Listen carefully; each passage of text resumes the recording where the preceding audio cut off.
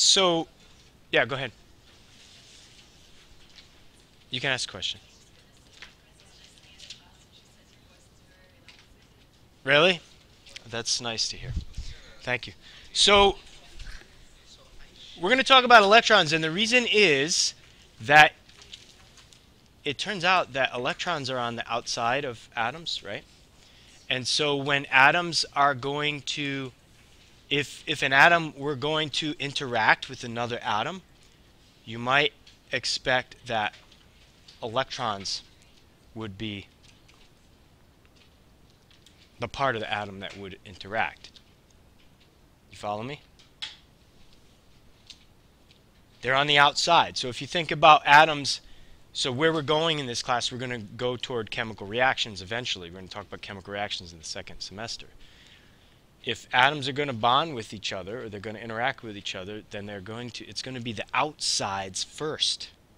And that's where the electrons are. So we just talked about nuclear reactions. That's what's happening with the nuclei. But what about the electrons? So that's what we have to focus on. Now, if we want to study electrons, and that's what we want to do, we want to understand more about electrons in this unit. If we want to study electrons, what kinds of tools or what kinds of experiments do you think we could use to find out about electrons? Any ideas? Let me put it like this. If we wanted to study frogs, we want to understand more about frogs, then I need certain tools, right? I might need a net for catching them. I might need a stick to poke them to see what happens when I poke them, right? I might need a big rock to drop on them to see what happens when I'm just kidding. We might want some different kinds of food that we can feed them, right? Maybe shine different lights on them, whatever. So we're going to want tools that are appropriate to the object that we're trying to study. So if we're trying to study electrons, what kind of tools might we use, Maya? Electricity. Does that make sense? Something that would affect electrons. Anything else? Any other ideas? Yeah. What's that?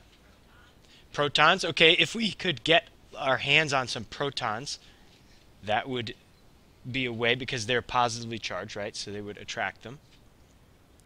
Think about, did I show you guys the demo with the TV set? Yeah. A magnet. Okay, so we might use magnetism, because electrons, if they're moving, respond to magnetic fields. All right, well, that's a good start. So let's, what I have to begin with is this cool thing right here, which is called a high voltage power supply. And it's 5,000 volts. So this thing, you plug it in, it gives you 5,000 volts. And it says right here, do not put fingers in sockets when turned on. So it's got these two sockets here. And this thing is it's designed for these tubes right here. And some of you might have seen these if you took IPS. These are tubes of various gases. So this is a sealed glass tube. And inside of this glass tube are two electrodes, so they're metal electrodes, and there's a little bit of a gas in here. In this case, it's neon. So there's a little bit of neon. It's real low pressure, but it's a gas, so you can't actually see anything because it's clear. Yeah? If you dropped that and it went everywhere, would it be bad? No, because neon is not harmful. Neon is an inert gas, a noble gas, so it doesn't react with anything. Could somebody hit the lights for me, please? Shut the lights off.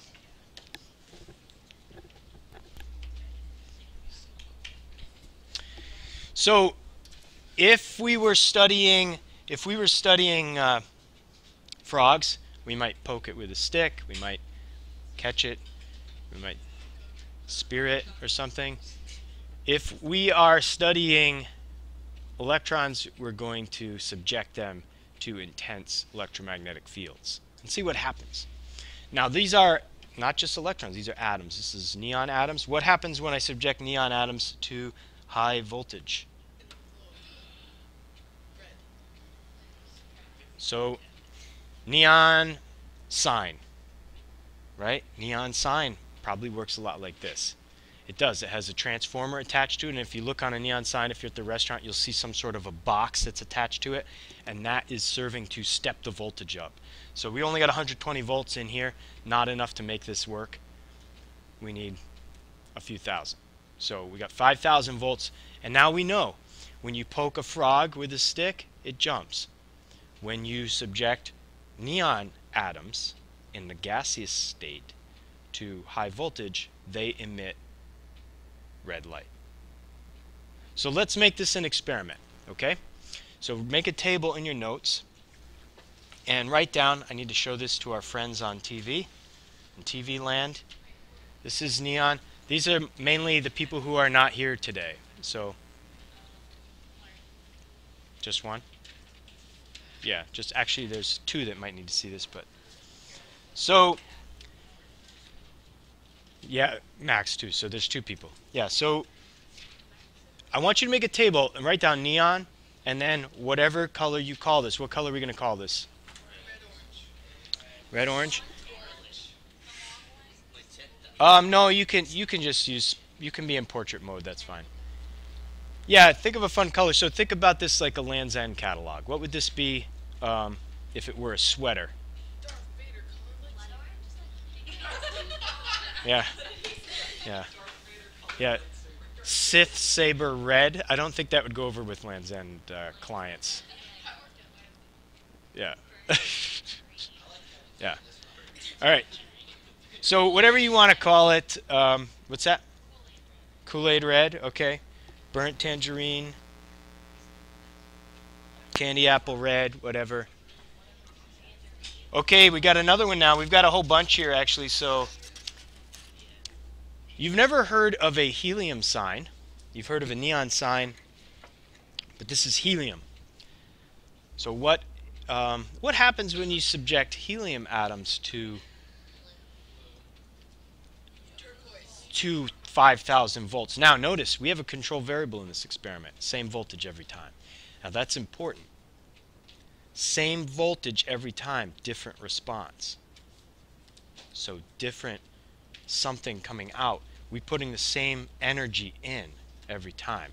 We're getting different light out. Helium.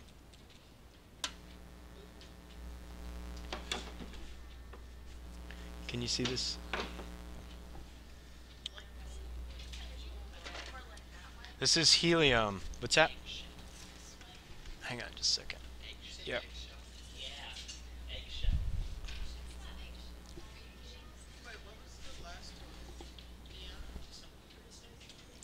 What do we got here? What do we got for colors? White? Yes. Pink cream? Okay. That's what they say happens to your blood after you eat like a real carb-rich meal or a lot of sugar. Like it turns like creamy because of like all the lipids that are in your blood and stuff. All right, anyway,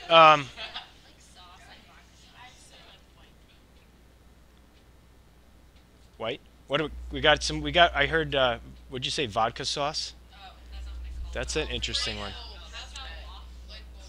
Off-white, cottage peach. I guess I don't know how they're naming sweaters these days. What do they call it? It's not like all right, that's helium. That was helium. How about argon? One of the things you might be noticing here, folks, is that these are all noble gases, and there's a reason for that.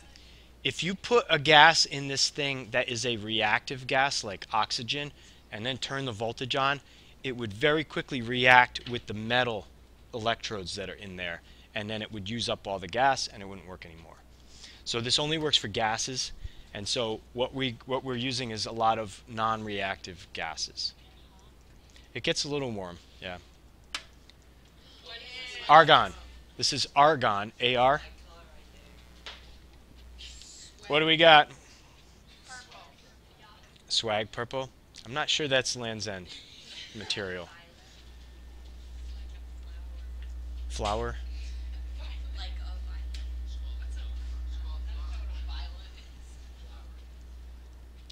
Whoops. So this one, for those in TV land, this is argon again, and we are trying to name this. You like Kevin's? What was Kevin's? Mace Windu. Again, I'm not sure that Barney purple. There we go, and that's a Land's End color. All right. That was what element? Remember, these are all being subjected to the same voltage. Krypton. Anyone want to guess? This is krypton. Want to guess the color? Everyone guesses green. No, kryptonite is not real, folks. It is not a real substance. Krypton, survey says. Same color? What do we got? Frosty morning. What do you think? That was mine. Frosty morning. Yeah. Kind of a white.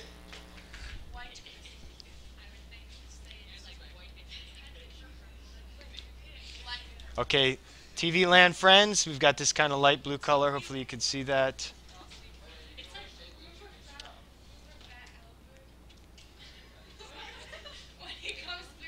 Fat Albert. Okay.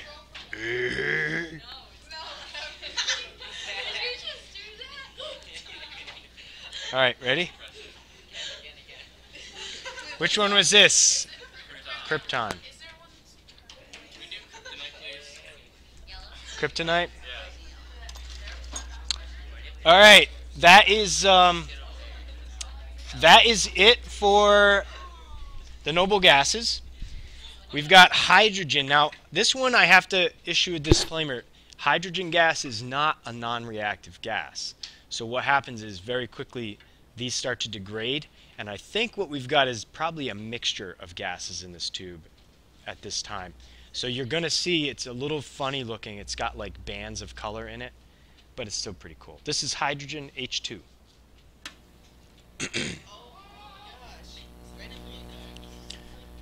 What do you think? Cotton candy, good. Cupcake? Yep. Not sure that fits this color. 4th of July, like that one. Cotton candy, cupcake. So, TV land friends, we've got kind of a purple violet going on here. You know what I should do? Hang on, I'm going to shut that.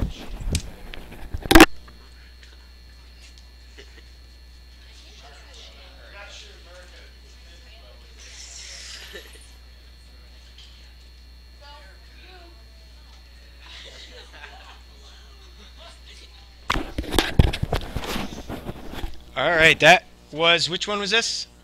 Hydrogen. Ooh, that one gets hot, see, that one gets hot. I think something's going on with that one, so. All right. You know what? I'm not sure. Okay, this is Mercury. Now, they actually do use mercury to make lights sometimes, mercury vapor lamps. And actually there's some mercury vapor in fluorescent bulbs, I believe. Even those little compact fluorescents that you have in your house, which is why you're not supposed to just throw them in the garbage. Yeah. Yes. Yeah. Yeah, mercury's bad for you. Okay, so this is mercury. And this is just a vapor. There's a little bit, if you look closely at this, you might see some little droplets of mercury, of liquid mercury in here. But it's the vapor that is giving off the light. That's Mercury. Luke Skywalker. I like that one. Again, I'm not sure Land's End management would go for that, but maybe they would.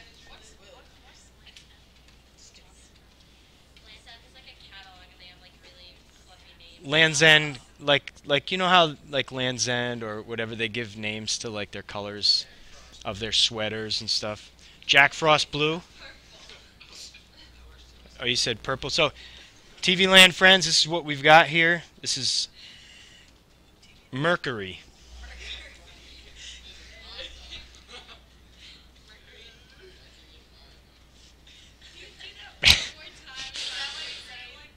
Okay, so again, what is this? Definitely blue, right? So this is definitely I would say this is the most like a blue that we've seen so far. Yeah, that's not a bad idea actually. So that's Mercury. Now we have a couple of molecules. This one is water vapor. And again, these are not, now this is kind of messing up one of our control variables because we no longer have just single atoms here, or actually we didn't with H2 either because H2 was a molecule. So now we've got a molecule here, H2O, and we're going to see what happens when we take molecules and subject them to high voltage.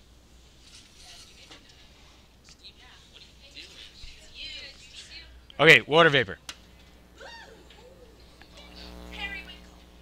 Okay.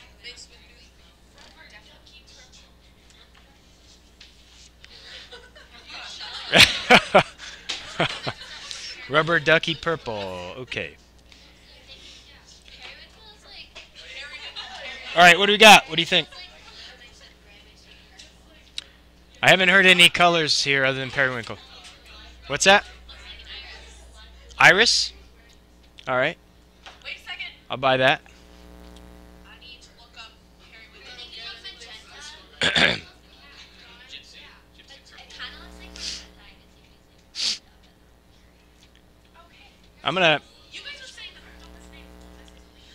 I'm gonna call this. I'm calling this one Times Square.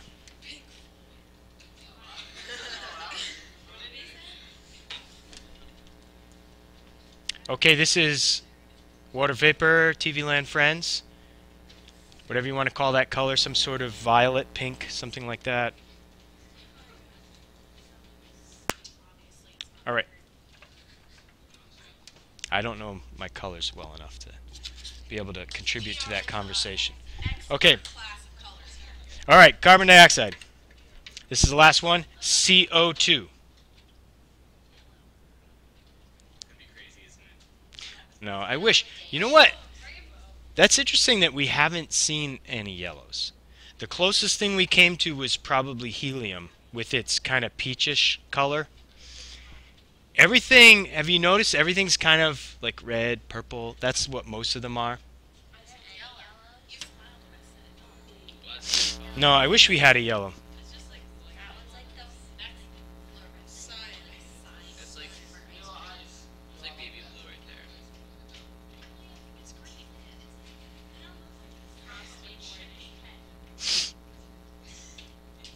I'm calling this one crossing over.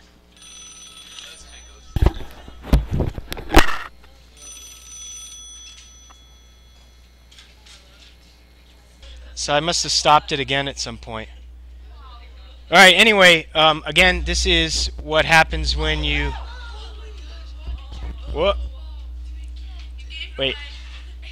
We're looking at what happens when I apply voltage, increasing voltage to a metal solid. So this is different than last experiment. This is a solid now. And this thing's going to turn up the voltage, this rheostat here. Alright, now, what I want to do, hang on, I got to see if I can get this to work with the... hang on, I'm putting this thing over the...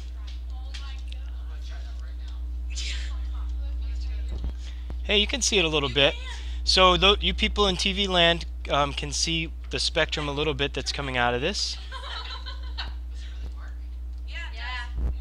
So we're seeing a spectrum come out of this. This thing I'm holding up over the camera and what you have on your eyes is a diffraction grating. Alright, so listen up a second. Those glasses are made of something called diffraction gratings, so they act like prisms. They're basically splitting out the components of the light. So when this thing looks white, it's actually a mixture of different wavelengths. Alright?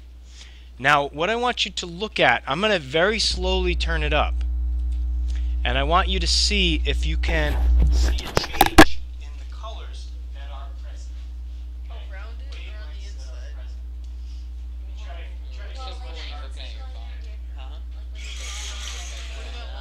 Yeah. Whoa, I can still see it.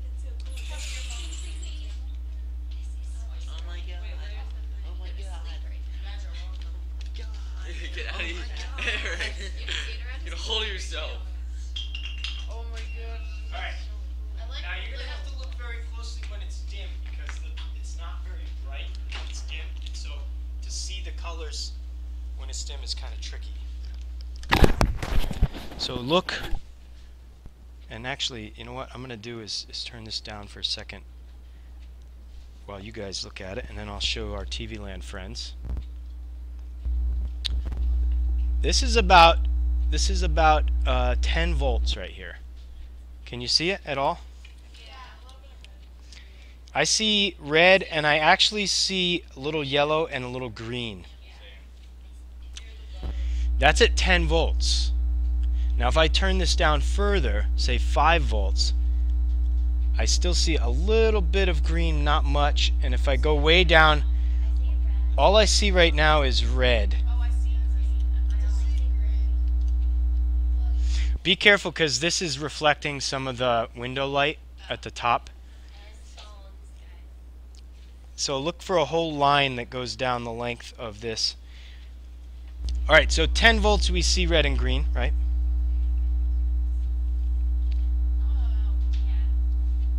10 volts we see, this is bad, huh? Okay. 10 volts, let's go to 20 volts. 20 volts, still just red, green, and yellow, right? You see a tiny bit of blue now? Alright. That's 20 volts.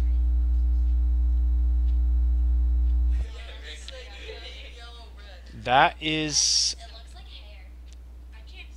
That's 30 volts. Now what do we see? Blue? Guys, now we're seeing some blue. And they're getting brighter. So, two observations, they're getting brighter, and we're picking up other colors now. So now we're picking up blue, right? And that is at 30 volts. Let's go to 40 volts. Ah, so now we're picking up some purple, are we? Red, yellow, green, blue, purple. 50 volts. Yep, now they're getting clearer, they're getting brighter. That's 50 volts. 60 volts. You see the violet clearly now, right? On the blue side. 70 volts.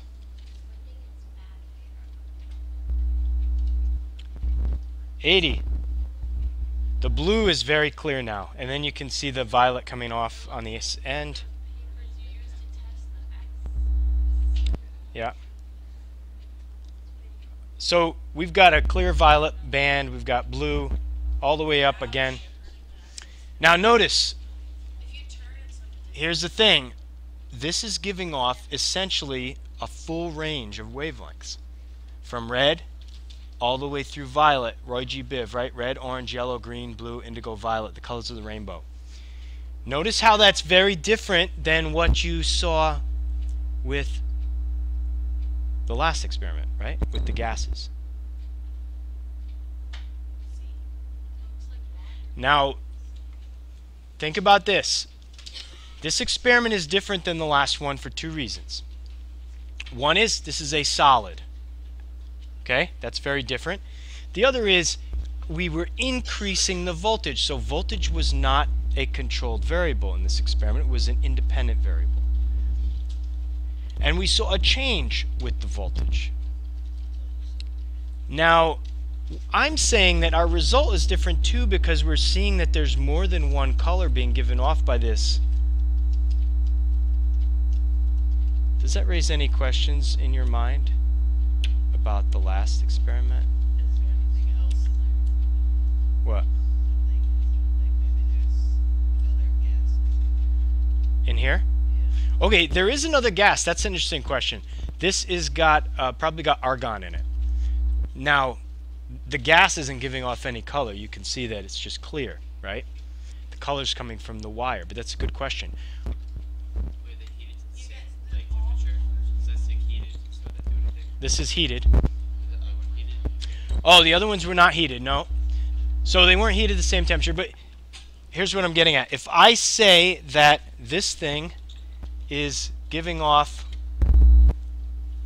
different colors of light instead of just one, but the gases were only giving out one, but is there a problem with that conclusion? The gases only gave off one color, but this one's giving off more than one? Ah, what did you say, Michael? We didn't look at the gases through these. We'd better, because otherwise we won't have a real comparison, right? So we have to look at the gases with these special goggles, the magic glasses. We have to look at the gases with the magic glasses. Neon. So we found out that it turns out that when light, even though light might look like it's just one color, it might not be. Follow me? It might look white or yellow, and it might actually be composed of red and green and blue and violet. These glasses are splitting those out, just like a prism would do with the sunlight and make it into rainbows. So these are splitting out the wavelengths of light, and the way that works we're going to leave for your physics class. So this is neon.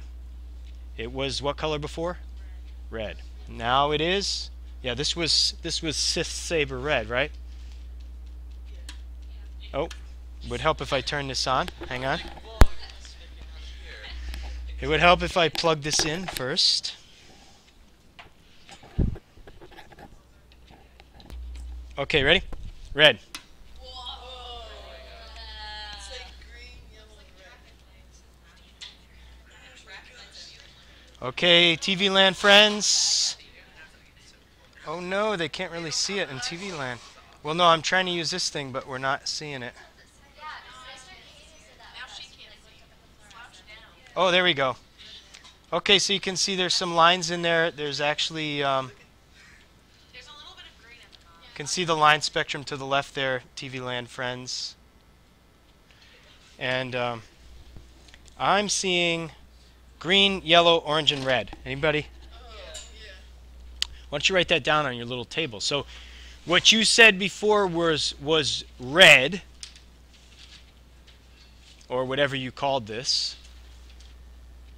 Darth Vader lightsaber red.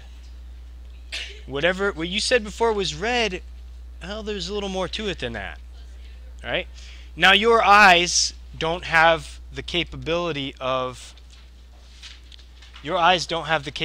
splitting these colors out. They just merge them all into one. And this is, your brain interprets those different wavelengths as being red when they're together. It's a mixing process. Maya. Are there animals that can see all the wavelengths? That's a good question. I don't know. We know there are animals that can see wavelengths we can't see, like bees can see ultraviolet, for example. There's an animal that can actually see into the infrared, which is further to the side of the red. That was neon. Did you write these down? So there's green, yellow, orange, red, right? So what we thought was just red is actually at least 4 wavelengths coming out. Yeah, that would be interesting. When we have electronic eyes, which probably won't be too long. We can probably be able to do that. Well, maybe like they might just be like contact lenses, or maybe digital lenses for our eyes that we could. Anyway, this is helium. Red, yellow, green, purple. That's helium, and then we've got a line spectrum on that. Why is this not? Oh, here we go. By the way, this is called a line spectrum. Do you notice the difference between this spectrum and the one that came out of the light bulb? Maya. No merging between them. Very good. So in this one, there's no merging between the colors. There's empty space, darkness between the different specific wavelengths. In this case, it was what we call a continuous spectrum. This one has, I'm seeing blue, kind of a teal or greenish color, orange and red, right? And yeah, or yellow. I called it orange. It's yellow, yeah. So that was helium.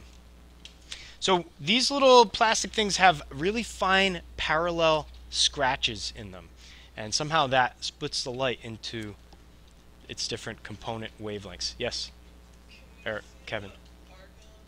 Yep. That was helium. Yep, just a second.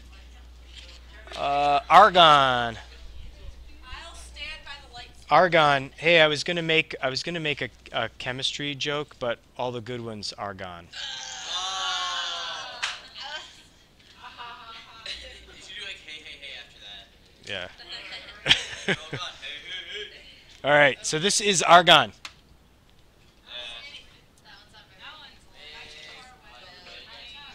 Devin, did you not get glasses? Oh man, speak up. Here. Here, pass this down. Speak up for yourself. All right. This is argon.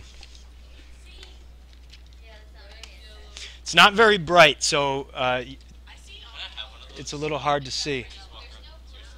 Well, you can't have it for good. You can look through it.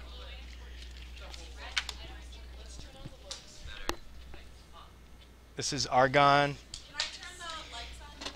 There's not yet. There's a whole bunch of colors in this one, right? A lot of wavelengths. That's argon. Green. You know, you would never guess that some of those colors were in here when you're looking at it just with your eyeballs, right? Colors like made up, like make that color. Yeah. They mix together, and our brain is interpreting that mixture as this color. So think about this. We actually get somewhat similar results when we use the incandescent bulb and this. We get a spectrum. But there's a distinct difference between the spectra. In this case, it's what we call line spectra, and in this case, it was a continuous spectrum. Not yet. Krypton. Not yet. It's not going to... Oh, it is going to ring in a minute. Krypton. Krypton.